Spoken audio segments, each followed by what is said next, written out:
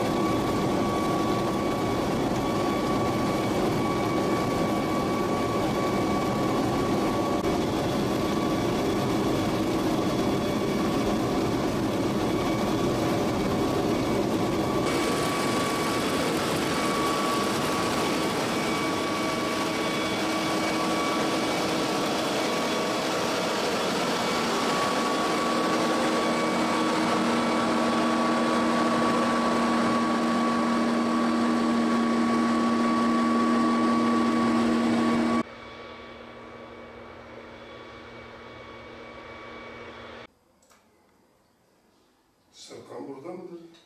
Serkan Bey. Burada odaları geçiyoruz. Evet.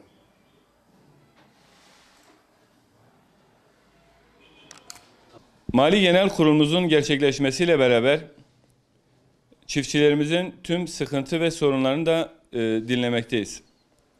Üretici pamuğa en az 25 lira taban fiyat bekliyor. Mazot, gübre ve ilaca %100, %150 maliyetlerin artmasıyla üretici pamuğa 25 lira bir fiyat beklemektedir.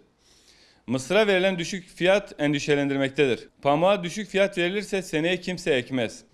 Türkiye'nin önemli pamuk üretim merkezlerinden olan Aydın, Şanlıurfa, Adana, Diyarbakır bölgesinde Eylül ayının sonuna başlayacak olan pamuk hasadı öncesi üretici pamuğa en az 25 lira taban fiyat verilmesini istiyor.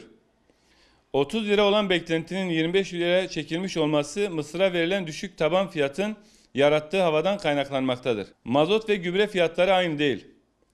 Üretici girdi maliyetleri karşısında ezilmeye devam ediyor. Geçtiğimiz yılın fiyatı ile aynı düzeyde devlet mısıra 6 lira fiyat verdi. Ama tüccar 5,5 liradan alım yapmaktadır. Onların verdiği fiyat geçen yıla göre çok düşük. Devlet düşük görünce onlar da düşük kalıyor. Mazot, gübre ve ilacın fiyatı %150 arttı. Maliyetler aynı değil.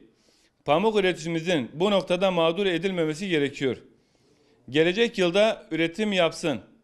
Pamukta kilogram başına maliyet 18,6 lirayı geçti. %30 eklenerek çiftçinin para kazanması beklenmektedir. Pamukta dünya fiyatları ile bizim fiyatların arasında 1-2 lira fark olurken şimdi fark 10-12 lirayı geçti. Şu anda dünyada pamuk fiyatı 58-60 lira, bizde ise 45-46 lira bandındadır. Bu dengesizlik sürerse üreticimiz çok zorlanacaktır. Birlik olarak pamuk üreticimizi korumaya, üretimi arttırmaya her daim çalışmaktayız. Ancak finansal güç nedeniyle yeterli alım yapamaktayız. Pamuk vazgeçilemez bir ham maddedir. Şu an bölgemizde pamuk fiyatı 15 ile 18 lira arasında gidiyor. Üretici geçen yıl para kazanmadı. Bu yıl kazanmazsa bölgemizde kimse pamuk ekmez.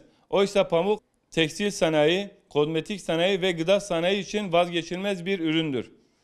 Yurt dışından gelen pamuğa kota uygulanmalı. 2 milyon çiftçi bundan zarar ediyor. Bunun önüne geçilmeli.